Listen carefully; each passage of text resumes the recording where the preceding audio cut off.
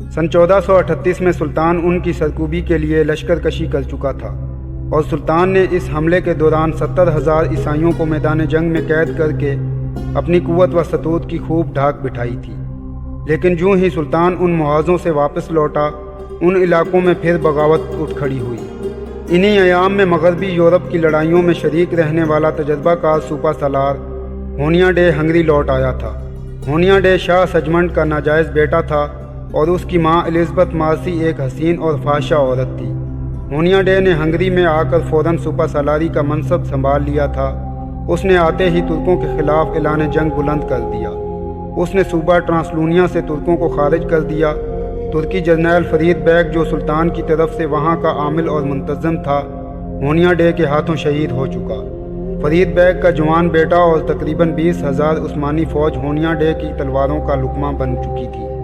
جو ترک فوجی زندہ قید کر لیے گئے تھے، ان کے ساتھ ہونیا ڈے نے انتہائی وحشیانہ سلوک کیا۔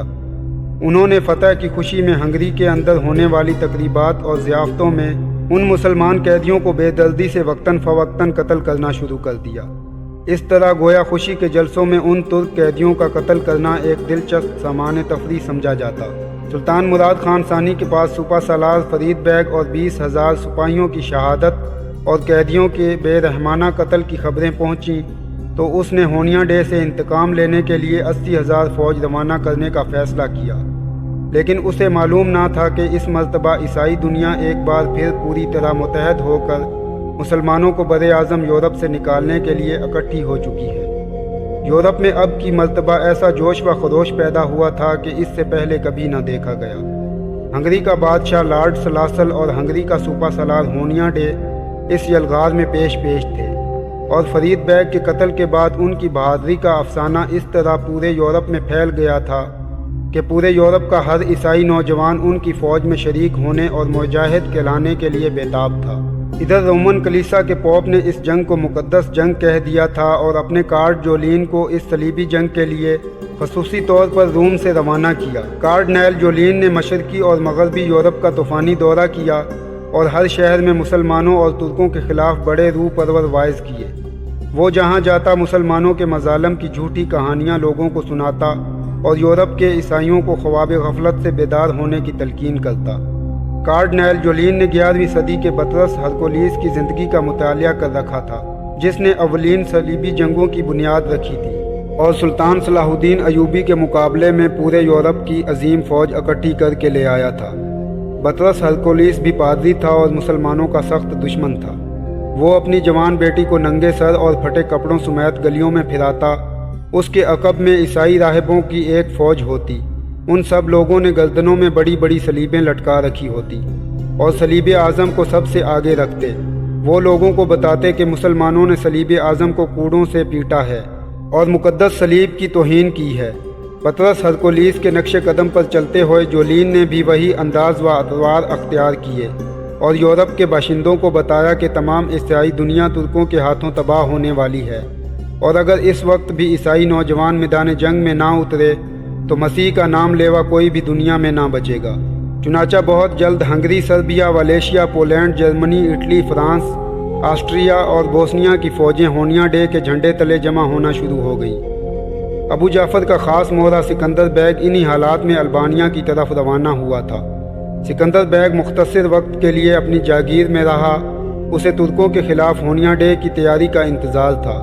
جوں ہی ہونیا ڈے کا لشکر مکمل ہوتا، سکندر البانیہ کی جانب چل پڑتا، اور پھر وہی ہوا۔ سلطان مراد خان ثانی کا منہ بولا بیٹا، اس کے محل میں اولاد کی طرح پرورش پانے والا سکندر، جس کے ساتھ سلطان کو بے حد محبت تھی اور جسے سلطان نے محض 18 سال کی عمر میں ایک سنجق کا حاکم مقرر کر دیا تھا اور سکندر بیگ کے لقب سے سرفراز کیا تھا، غدار نکلا۔ سکندر نے اپنے کردار سے ثابت کر دیا کہ وہ اس سانپ کی طرح ہے جسے سلطان نے دودھ پلا پلا کر جوان کیا تھا۔ سکندر ادرنا سے روانہ ہوا تو مارسی کو اپنے ساتھ لے جانا چاہتا تھا، لیکن ابو جعفر نے اسے مشورہ دیا کہ مارسی کو ابھی ساتھ مت لے جاؤ۔ البانیہ میں اپنی خاندانی بادشاہت بحال کرنے کے بعد تمہارے لیے محل کی کنیز مال تھا اور اس کی بیٹی کو بلا لینا مشکل نہ ہوگا، کیونکہ یہ دونوں ماں بیٹی ابھی تک عیسائی مذہب پر قائم ہیں۔ सिकंदर को अबू जाफ़र की बात माकूल लगी। चुनाचा जब मालथा अंदर कमरे से अपनी बेटी के साथ बातें करके वापस आई तो अबू जाफ़र और सिकंदर पहले से ही यही फैसला कर चुके थे। यही वजह थी कि मालथा के बताने पर कि मालसी अभी साथ नहीं चल सकती, सिकंदर ने कुछ बुरा ना मनाया था। वहाँ से मगरबी सरादात की जानिब आया और चंद माह मगरबी सरादात में रह कर होनिया डे की अफवाज की मुनज़्ज़म होने का इंतज़ार करता रहा। यूँ ही सन 1443 में तुर्की फ़ौज को होनिया डे के मुकाबले में शिकस्त हुई। फरीद बेग और उसका बेटा मारा गया और 20,000 तुर्क फ़ौजी शहीद कर दिए गए। तो सिकंदर भी अपने घोड़े पर सवार होकर मगरबी सरादात की जागीर से निकला। उसके हमरा सिर्फ एक मुहाफिज दस्ता था।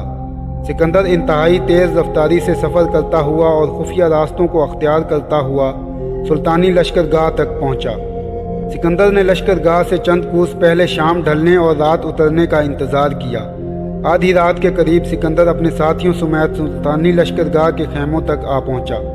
यहाँ सिकंदर ने अपने दस्ते को एक हसार की सूरत में अपने गिर्द फैला लिया था और ख़ुद सुल्तान के रईस अल-अफंदी मीर मुंशी के खेमे में घुस गया। रईस अल-अफंदी ख्वाब खरगोश के मज़े लूट रहा था कि सिकंदर की तलवार उसकी गर्दन पर जा टिकी। सिकंदर ने तलवार की नोक से उसकी गर्दन पर ठोका दिया तो रईस अल-अफंदी उछल कर उठ बैठा। उसकी आंख खुली तो उसने मौत को अपनी गर्दन पर सवार देखा। रईस अल-अफंदी को सूरत हाल की समझ आई तो उसने सिकंदर की फुंकार सुनी।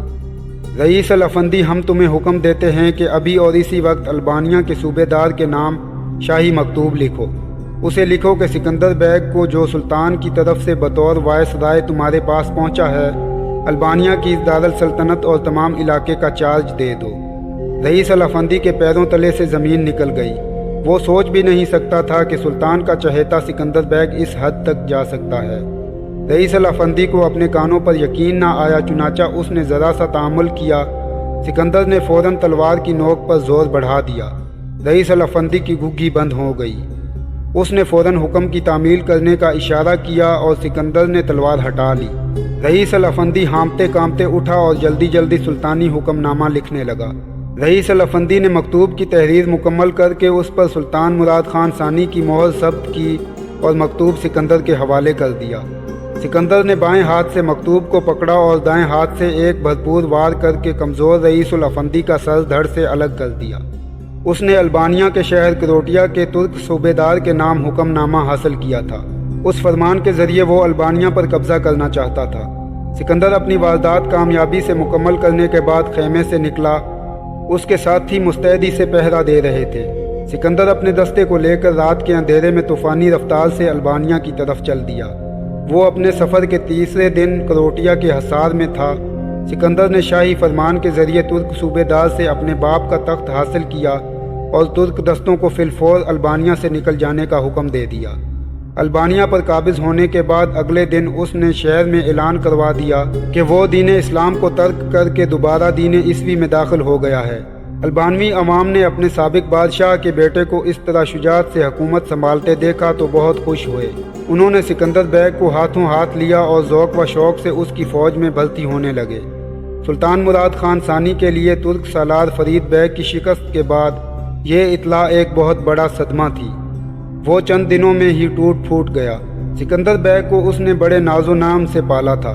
सिकंदर बैग की बेवफाई से सुल्तान को ऐसा धचका लगा कि वो बीमार रहने लगा। आजकल अबू जाफ़र के चेहरे पर बैक वक्त खुशी भी थी और सनसनी भी, क्योंकि उसकी तैयार करदा साजिश भरपूर तरीके से कामयाब हुई थी। अभी सुल्तान इन झटकों से ज़हनी तौर पर संभल भी ना पाया था कि सुल्तान के पास एक और बुरी खबर पहुंची। उसकी सल्तनत के एशियाई हिस्सा एशियाई कोचक के शहर कूनिया में कैसर के जासूसों ने एक बहुत बड़ी बगावत की साजिश को मुकम्मल कर लिया था। कूनिया के सरदारों ने ऐलान बगावत बुलंद किया तो सुल्तान जैसे नींद से बेदार हो गया। यह तीसरी बुरी खबर सुल्तान के लिए पैगाम मौत के बजाय नवीद ज़िंदगी बन गई। वो आंधी और तूफ़ान की तरह उठा और अपनी तलवार न्याम से निकाल कर सीधा दरबार सल्तनत की तरफ बढ़ा। अब उसका खून खौल रहा था। उसने मसनद शाही पर बैठते ही फ़ौरन दरबार तलब किया। खासादार दौड़ते चले आए और चंद लम्हों बाद उस्मानी दरबार में तमाम बड़े बड़े वज़ीर, उमरा और सलार जमा हो गए। आज हर शख्स के चेहरे पर तजस्सुस साफ देखा जा सकता था। दरबार में इस कदर सुनाटा था कि सुई के गिरने की आवाज़ भी सुनी जा सकती थी। सुल्तान यकलख्त अपनी तलवार ज़मीन पर टिका कर उठ खड़ा हुआ और शेर की तरह गर्ज कर बोला, हमारे दीन सल्तनत, वज़रा, उमरा और सिपाहियों, हमारे पास पे दर पे बुरी खबरें पहुंच रही हैं। सबसे पहले शाह सर्बिया ने बगावत की थी, जिसकी सज़ा हम उसे दे चुके हैं, और मैदान जंग में ईसाई लश्कर के 70,000 सिपाहियों को कैद करके उन्हें नाफरमानी की सज़ा भी दे चुके हैं। ये बात आप सब लोग जानते हैं। लेकिन अब फिर सिर्फ 3 साल के अंदर अंदर यूरोप के तमाम ईसाई होनिया डे के परचम तले जमा हो चुके हैं। उन्होंने हमारा सूबा ट्रांसलूनिया हमसे छीन लिया है और हमारे बहादुर जर्नैल फरीद बैग और उसके बेटे को शहीद कर दिया है। कीना परवर ईसाइयों ने इसी पर बस नहीं किया, बल्कि वो अपनी हर ज़ियाफ़त में तुर्क कैदियों की गर्दनें काट कर अपनी बुज़दिली और बदफितरती का सबूत देते रहे हैं। और फिर आप सब जानते हैं कि हमारे लिए सिकंदर की बेवफाई भी एक जान का खबर थी। लेकिन याद रखिए कि सुल्तान मामूली हादसात से दिल गिरफ्तार नहीं हुआ करते। चुनाचा हमने फैसला किया है कि इन बगावतों का सर पूरी ताकत से कुचल दिया जाए। पहले हम अपने फैसले पर अमल दरामद में किसी कदर देर कर रहे थे, लेकिन हमें अभी अभी इतला मिली है कि एशियाई कोचक में हमारे शहर कूनिया के सरदारों ने सल्तनत उस्मानिया के ख़िलाफ़ बगावत कर दी है। लिहाजा हमने फिलफौर बैक वक्त 2 लश्करों की कूच का फैसला किया है। एक 80,000 अफवाज पर मुश्तमल लश्कर शहाबुद्दीन पाशा की सरकर्दगी में यूरोप की जानिब रवाना होगा, और दूसरा लश्कर लेकर मैं खुद कूनिया की बगावत का खात्मा करने के लिए एशियाई कोचक की तरफ जाऊंगा। चुनाचा तमाम सालारों, सिपाहियों और हमारे दीन सल्तनत को ये हुक्म दिया जाता है कि अभी और इसी वक्त से इन दोनों लश्करों की तैयारी में मसरूफ़ हो जाएं। सुल्तान मुश्तअल था, उसने जज्बात में पूरी तकरीर कर डाली। वो अपनी बात ख़त्म करके मसनद शाही पर बैठ गया। दरबार में मुकम्मल खामोशी छाई हुई थी। सब लोग सुल्तान के अचानक फैसले से हैरान थे, क्योंकि ये बहुत बड़ा फैसला था। बैक वक्त दूर दराज के 2 मुहाज़ों पर 2 बड़े लश्कर रवाना करना कोई मामूली बात ना थी। अगर आपको वीडियो पसंद आई है तो हौसला अफजाई के लिए लाइक करें, सब्सक्रिप्शन के बटन को दबाकर बेल आइकन पर क्लिक कर दें ताकि तमाम नई आने वाली वीडियोस बर वक्त आप तक पहुंचती रहें।